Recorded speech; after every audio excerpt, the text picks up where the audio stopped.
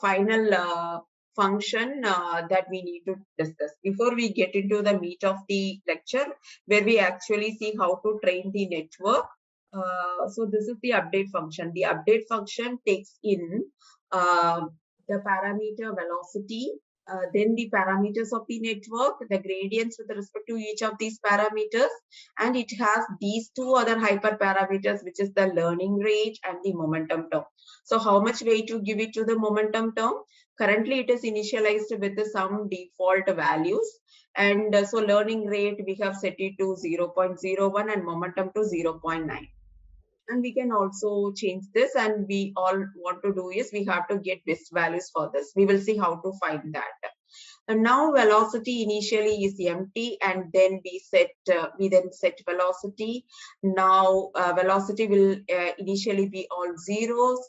So when you do that, it will be all zeros, and we simply set it to a negative step of the gradient. So we have the gradients.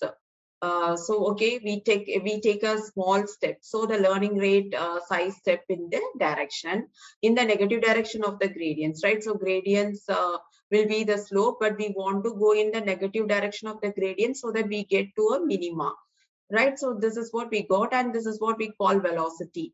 And then we update our parameters with the velocity. Next time, we do with this velocity. So this velocity will have some value. The velocity will have the values which is a small step in the negative direction of the gradient. With the momentum, what we are doing is we are saying, okay, do not forget which direction we are going in. Remember a little bit, but then update that direction with the current gradients. So we don't want to like completely go in a zigzag way. It may so happen that the current gradients are in the direction, the next gradients are in that direction. What the momentum term does, this is okay if you are going in this direction, it forces you to keep it over there because we have a high mu there. So this mu is 0.9, right? So 0.9 will depend on the previous step or the cumulative previous steps, and 0.1 will depend on the current gradients.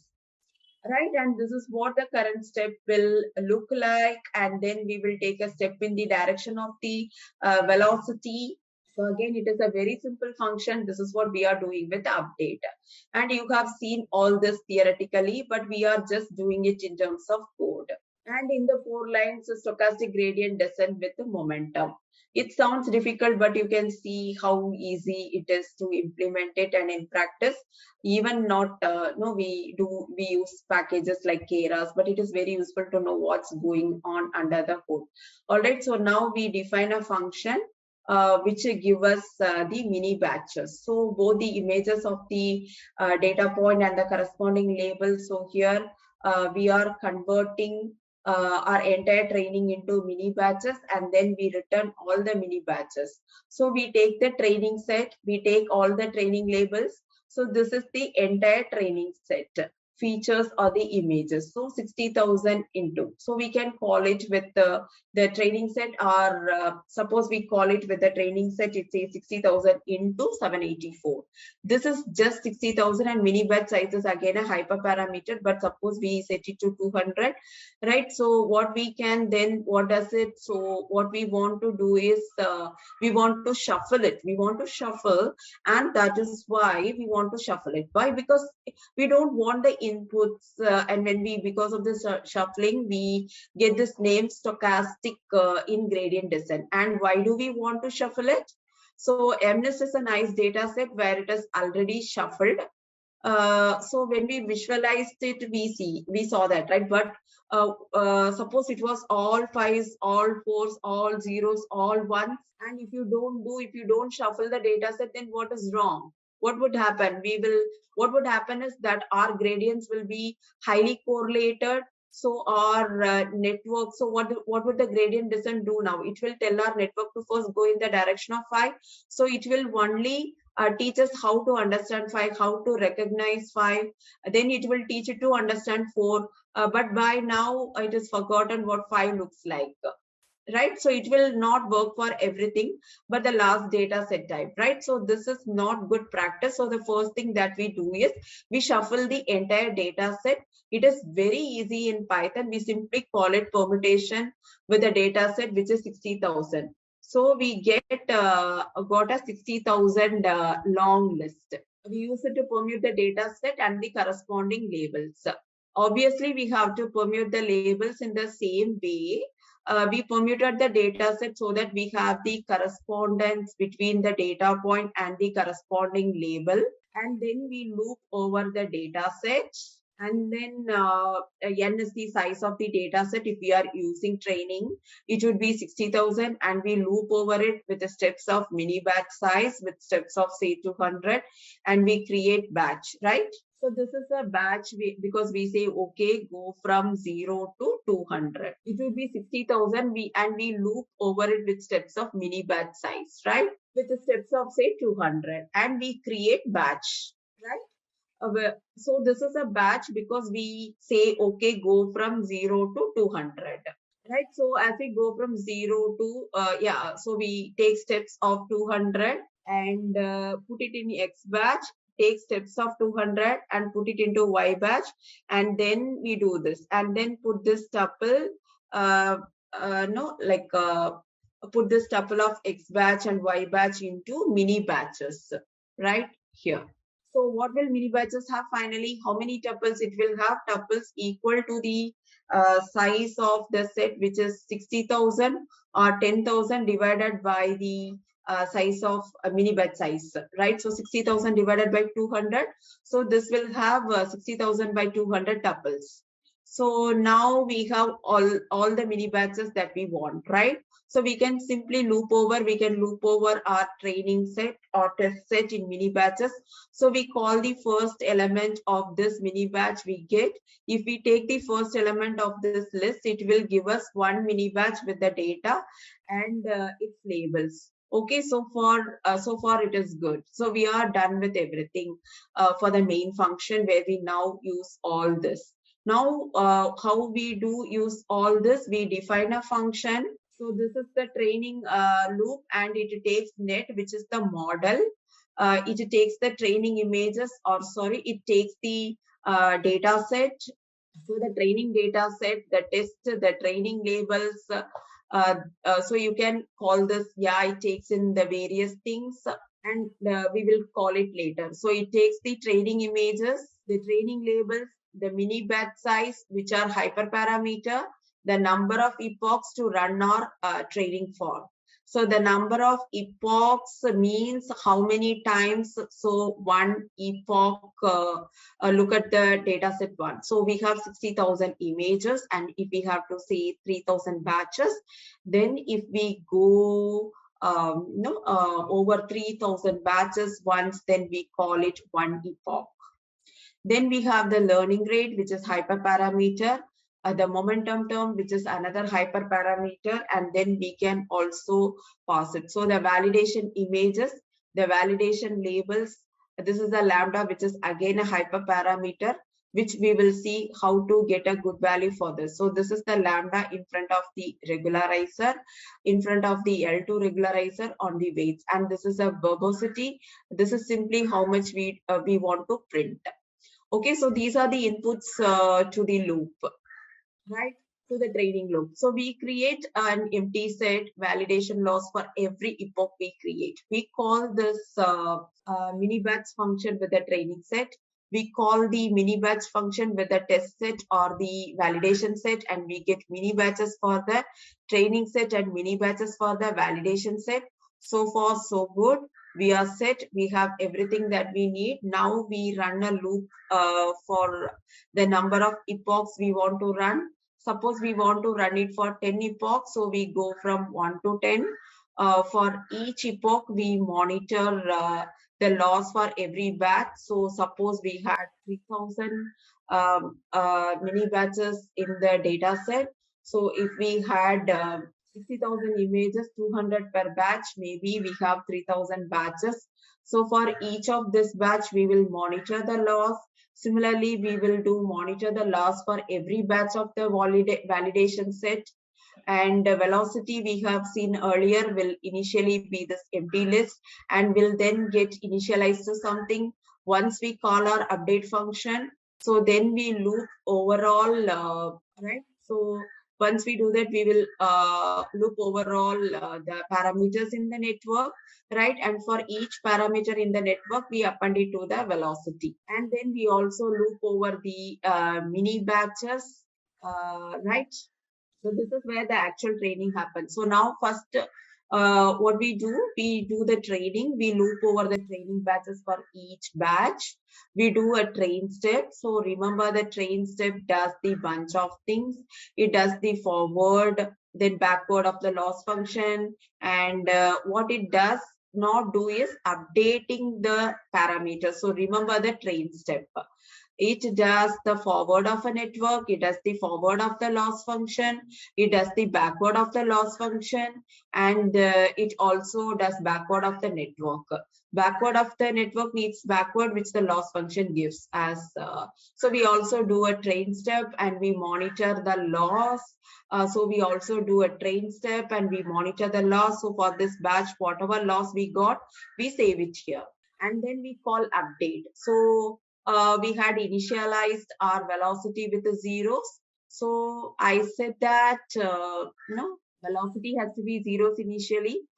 So zero mean it will be of the same size as parameter.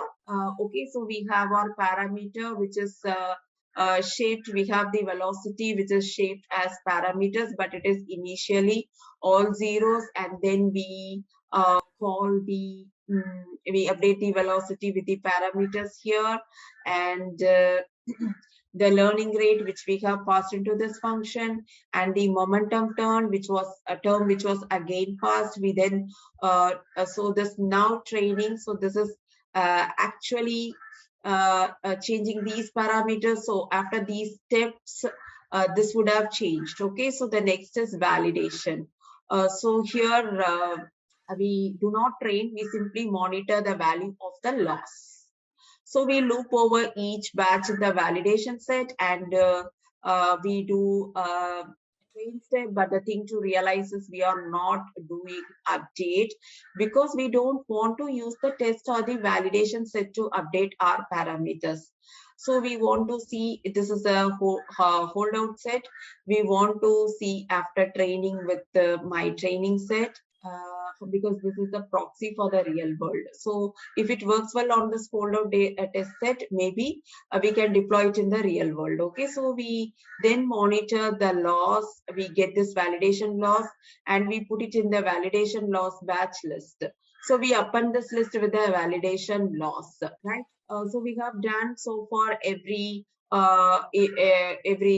whatever is required in the beginning stage, but here we want to now check a few things. So we want to check the accuracy. So this is what we again define a few things, and then for each of the thing we have again the mini batches stuff. So here we are doing nothing but simply predicting. We want to simply say, okay, what the network will give us for this input. So we could have also used this mini batches, right? We have also used these mini batches, but we are doing this manually. So we got a batch here. So we are looping over. We are taking a big step of mini batch size. So we go from 0 to 6,000 here, 0 to 10,000 here. A mini batch size, if it is 200, we go from 0 to 200, then 200 to 400, and so on until we reach 60,000. So we get 0 to 200 images here, 0 to 200 labels here. We put it into, so we simply put it into this thing, and then we call network.predict for this, and we get the predicted value of the network for this batch. And we get the predicted value of the network for this batch. Okay, and remember, prediction will actually give us the label. And then what we want to do this is we want to compare against our label. So what are the labels? Our labels are white trim. So like we have to check how well we are doing. right? And which we will do here, which we will do in check accuracy, right? We will be doing check accuracy, and similarly we will also get our final predictions on the validation set, and again we will compare this with the validation set ground truth. Okay, so in check accuracy, what we will see this function defined here. It simply checks. So we have the ground truth, we have the prediction. It simply checks if the ground truth is equal, I mean, it is correct or not. When we add 1 to the counter, else we don't add, and divide by the counter by the size of the set. Divide the counter by the size of the set. So suppose we have 60,000 and we got 50,000 correct. So then we divide 50,000 by 60,000. So we get 5 by 6. So we get, say, 80 something percentage as the accuracy. So this is all that we doing here. So we get the validation accuracy for this epoch. Okay, so we will be doing this. We also monitor the loss.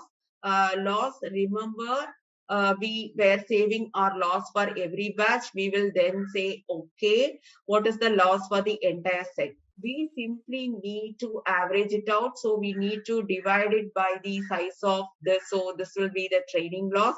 This will be the validation loss for every epoch. So if we monitor it, we have to monitor it, and okay, so we switch this verbosity on, then we can print everything so that we have collected so far.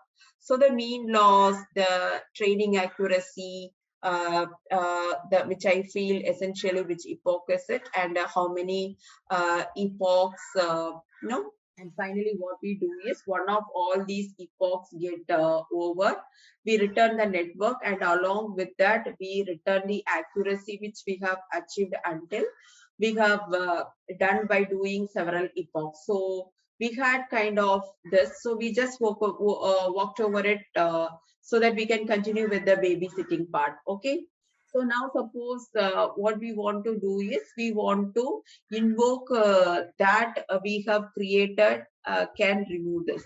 Right, so now suppose what we want here is, we want to invoke all that we have created until now. So we are using this anyways. We are not really going to use this one actually.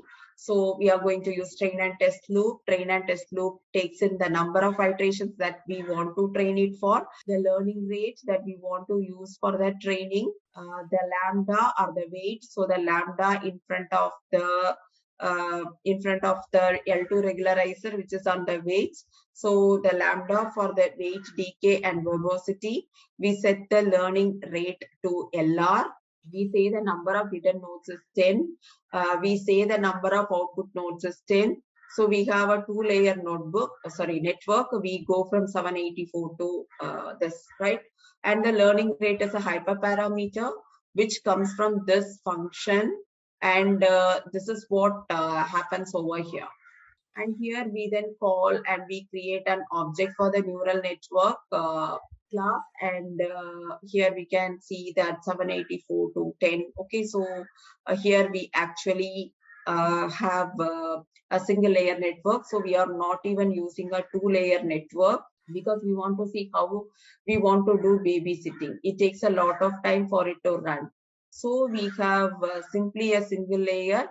So we have just one layer for this neural network. So it's a linear classifier. So we simply go from so we never really use the hidden nodes. So we never really use the we never really as the output node. So we will have essentially one linear classifier, and then we simply pass this neural network into our residue function, into our training loop. So that's about the training, but it also gives us the trained model. So we call our training loop with a model. So this is what we have seen till now, right? And the training labels, mini batch size, we have set to 1000. So if we have the 60,000 training images, and if our mini batch size is 1000, then we will have 60,000 and 1000. So we will have 60 batches, right? So we have 60 batches here. we decide how many epochs we want to train it for. So whatever we call it with so if we call it with 10, we call it train for 10 epochs, right? So we set the learning rate to we set the learning rate, and this is the validation set. This is the lambda in front of the L2 regularizer and the verbosity. And finally, we return the accuracy achieved using these hyperparameters. And so next, what are we going to do is we are going to call this, we are going to call this function, right? So how do we do that? Like, this is a big question, right? Like, we don't know, should we use 100? Should we use 10? Like, should we use 0.1? Should we use, we do not know, right? So we are going to learn how to choose what is the correct learning rate, and similarly lambda. So we are going to learn how to use that, and I will also teach how to choose these two things. But the methodology is pretty generic. You can use the same methodology to choose the correct values for all the hyperparameters. Okay, so we have a function which takes in these three numbers. This is the number of this is the number of epochs, what the value of learning rate is, what the value of lambda is, and what it gives as finally the accuracy. What it gives finally is the accuracy on the validation set. And based on the validation set accuracy, we will choose what the good values for lambda and learning rate are. Okay. So as the very first step, what we want to do is we want to set the learning rate to something small, something like 0.00001. We will set the lambda to 0, and we will call our train and test loop. Right. So remember what the train and test loop takes. So where is our train? So what we have seen the train and test loop, right? So what it takes. So this is what we have to understand, right? So train and test loop function. Remember, we have seen the number of iterations. I just want to run it for one epoch, and my learning rate and my lambda are this, and verbosity is high. Verbosity is high, so verbosity is true, and what I get as output is this, right?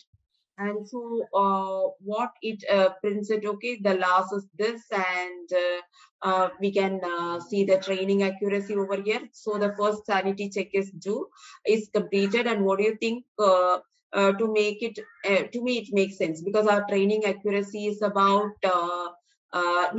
it is around 9%, right? So a random distribution to give us at random. If I simply say I have to give you, so suppose I have 10,000 test set images, and for each of these I give you value at random. I would get it right maximum 10 times, right? So on an average 10 times, and I am getting 8% or 9%. And also, what do you think of this? So this loss you can see over here, right? This is around 4.56, because initially I would expect it something like something like all 0.1 10 times, so that it adds to 1, and negative log. If I find a negative log, I may be getting the value, right? So this is what we have to double check for the first iteration, is whether reasonable or not. So what happens if we do not disable the regularization? Then the value of our loss changes. So then we are not able to do the cross entropy loss. Okay, so we disable our regularization, and then we check the sanity of our loss. It seems okay, the accuracy seems okay now, so we are happy, and then we move forward. So this is the loss range, right? So we are happy, and then we move forward. Yes, it is the correct. And what about the accuracy? Does it make sense for an untrained network? Because it is good as random. So let's know how to do the next step. Now let's crank up the lambda and check what it does to this lambda function, right? So we should get a huge loss, but it is not, it just goes from, actually previous case when I checked, it was around 8%. Now it is giving me 9%, and the log loss is also around 4.56, right? So we have to think like whether is this log range loss range correct, or is this good or not, right? So this is what I have to check it. So this is another sanity check. Now this is the most important step, and this is what I advise you to start with, a very good sanity check. If your network is working at all, is to try and overfit it to a small subset of data, in this case 20 images. So what we do is we take the first 20 images of the training set and call it training set X train subset. So we take the first subset of the labels and call it Y train subset, and we set our X train and Y train with these subsets. So for sanity check, we simply print out the shapes and we get 20,784. Remember the training set this initially was 60,784. So we will now deal with simply the subset. So a tip is that you make sure you can overfit to a very small portion of the training data. If you are not able to overfit to a very small portion of training data, there is something wrong. You should go back and look at some bugs which you can, there is some very basic bugs which need to be fixed before we can take the next step. So we set the learning rate to something small and turn the regularization off. We take the first 20 examples of MNIST, turn regularization off and use SGD. So we call our train and test loop for 10,000 iterations with a very small learning rate and 0 lambda. And you can see that the losses are slowly going down. That's what we can see, and the accuracy is increasing. So finally, you can see that 100% accuracy. And does this make sense? Yes, because we have only 20 images. So on these 20 images, our model is able to fit perfectly. So this is good news. But the bad news is that obviously it does not perform very well on the test set. It only gives us 47% accuracy on the test set. This is still good because MNIST is very easy data set, but usually your validation set accuracy would be even lower. But the good news is that we are able to fit it over here. This is very important step that you should do for debugging the network. So whenever you create a network, new network, what you have to do is you have to try to fit this network onto a very small portion of the training data. Here we have tried to fit our network onto 20 images and we have been successful. So we get a very small loss and we get a training accuracy of 100, which is awesome. So we are successful in overfitting. So since we are successful in overfitting, we go ahead and then to start with reload our data set using MNIS.load_data and simply essentially get to our original state. So there is nothing new here since we had nested with our data set here. Because we have made, right, we reload our data set. Now we know that our model has sanity, because the initial loss makes sense, the initial accuracy, one minute. Okay, so a small portion of the data we have taken. The next step is to choose the correct values of learning rate and lambda. So let's start with a very small learning rate and a very small lambda, right? And so let's our learning rate to 1 e power minus 7 and also the lambda to be 1 e power minus 7, and let's call the training loop for 500 epochs with the learning rate these, right? So what do we observe here? That the loss hardly goes down from 2.3 to 2.29 after every 500 epochs. And what is the inference over here? That probably the learning rate is too low because we are taking tiny steps in the negative direction of the gradient. So we are hardly updating our weights. And since we are hardly updating our weights, we are not really learning. And the training improves from 13% to 14%. So yeah, this makes complete sense. So now let's try a larger learning rate. Let's say 1 e power 6. So we start with this thing and we keep the lambda e power minus 7. and call the training and test loop 500 times. So as soon as we start, we get the loss to be not a number. Why do you think this is happening? Because our learning rate is so big, but the loss is completely exploding. It is taking such a big direction, such a big step with the gradients.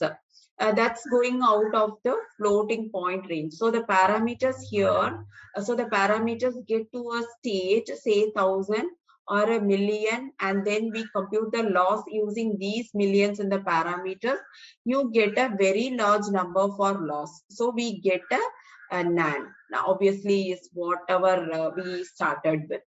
So our loss is infinite, and our training accuracy is around 10%. So this is again no like cost is very high and high learning rate. And now, so whenever your loss is exploding, reduce the learning rate, reduce your learning rate until your loss does not explode. So now what should we do? So now let's try a value between 1 e power minus 7 and 1 e power 6. So this should actually, because we did the e power 6, not e power 4. Okay. So let's choose our learning rate to be, say, e power 4. So this is a big number, but e power 4 still seems to do something, right? So we have our learning rate as e power 4 and lambda is e power minus 7. And then we train using these numbers, and then we got our loss function. Right here, this is what we got now. Right, so this 89% accuracy on the training set and 87% on the testing accuracy. Our loss is also down to 16. And note we have our lambda on. So initially we started with 2.3, but now since we have our lambda on, we will get a large number as loss.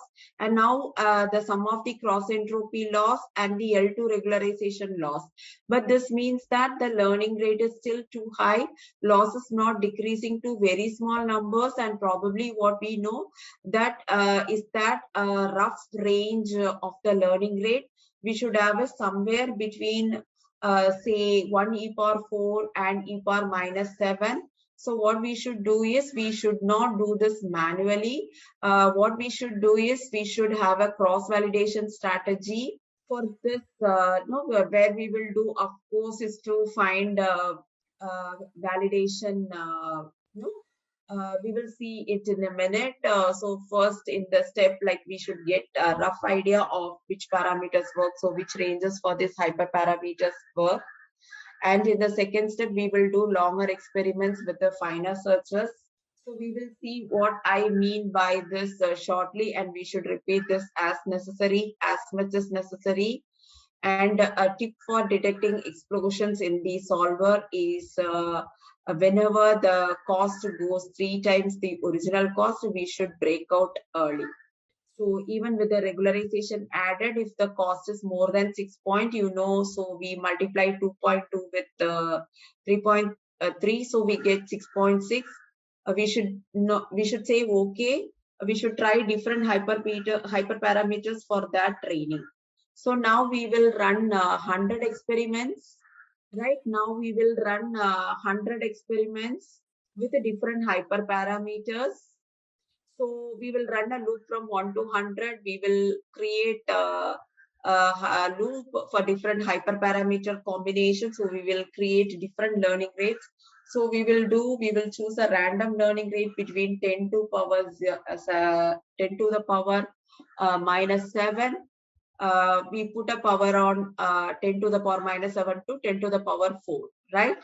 Similarly, we will get a random learning rate between 10 to the power minus 5 to 10 to the power 5. So we will get a random lambda between 10 to the power minus 5 to 10 to the power 5. And we will simply monitor the accuracy returned by our train and test loop.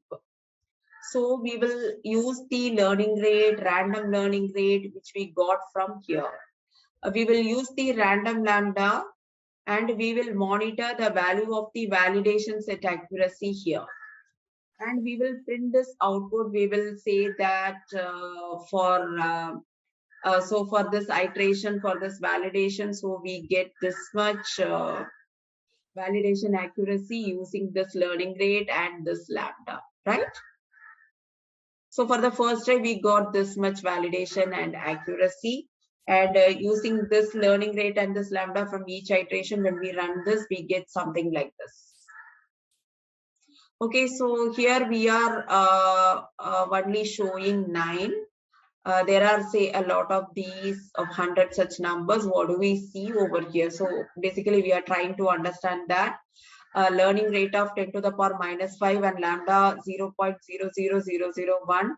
The best validation set accuracy is 83 percentage, right? That is what we could see over here.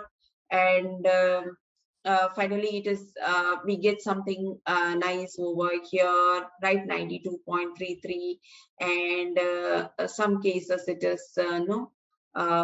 You can look into each and every case. So when we use a learning rate of each case, it is getting, see, for each values of lambda, the accuracy is being checked. So when we use a learning rate of 0.001, we get a very low accuracy. So this gives us a hint that lambda should not be so high. So this definitely gives us a hint that lambda should not be high. So look at here what we got, a decent accuracy score over here, right? And here we have a learning rate of no, just you can look at a learning rate and a lambda, everything, and which is giving the accuracy, and you can figure out like which accuracy is really great. So we say that, okay, please remember this is something good that we are noticing. Yes, and let's also remember the other 90. So where else did we get some good numbers? We got some good numbers here and here, right? So one over here and the other over here and here, right? So this is what we are getting, or you will have a better idea now. In this case, we know that our learning rate has to be 0.1 is good, 0.001 is good, and again 0.001 is good. So here we know that between 0.01 and 0.001, so this is 0.1, right? So 0.009 is 0.1. So 0.1 and 0.001. Between this is good. So this is a good information because now we have nailed it down for the small range. Also for the lambdas, we know that, okay, 0.002 is good. So we know that our lambda has to say between 0.002 and 2. When you run it, you get a better range, but we now know, okay, the learning rate has to be between 0.01 and 0.001. Right, and the lambda should be no, like this is how we are just trying to get the ranges. We say that our learning rate has to be between 10 to the power minus 1 and 10 to the power minus 5. Okay, and we also say that our lambda has to be between 10 to the power minus 5 and 10 to the power 2. We again run 10 of these experiments, and now let's see what we get. So let's now note down where we get some good numbers. So we see that we get, so the best validation accuracy, you can see over here, right? I think this is good and this is good, right? So these seem to be good. And the first one seems to be really bad. And this also seems to be bad. So if we do this, what we can learn, what we know about the hyperparameters. So the learning parameters are still fine, because with this range of learning rate, we have a with this range of learning rate, for example, with the 0.02, we get decent numbers. But with the lambda of with the lambda of this one, what is happening? So this is what we have to understand. For each lambda and learning rate, you can do the comparison and see whether it is good or bad, right? Learning rate of 0.005 is good, and right, that's what we sorry, learning rate 0.005, like how it looks like validation accuracy. So this is how you have to compare for all the cases, but you'll get a sense for where your hyperparameters lie. So the message here is that we know that, okay, if we use a learning rate of say 0.01 and lambda 0.01, we will get high accuracy. We will get about 92%. So if you want, you can then also no run between several cases and see that, to check if it is between 0.02 and 0.05, because both of that give us high numbers. So we can then run the another experiment with a small range, right? We can also do say 2 or minus 3, 10 to power minus 3 to 10 to power minus 2. So you can run again and again for certain values for the experiment and get even better numbers. So in this case, we have only chosen the two hyperparameters, the learning rate and the weight decay. But in practice, you can use this strategy to find the correct values for all hyperparameters. So remember, do sanity checks, load the data set, visualize the data set. The very first step, do a sanity check. Visualize the data set. For the value of the loss function, it should something be meaningful. The validation accuracy should be something meaningful. Then you do a post to find search on the hyperparameter space, and we just saw how to do that. And if you do this, you will be able to find what is the correct hyperparameters for training your network, right? So I think this practical part is clear to you. So now we are at the end of the neural network and deep learning course.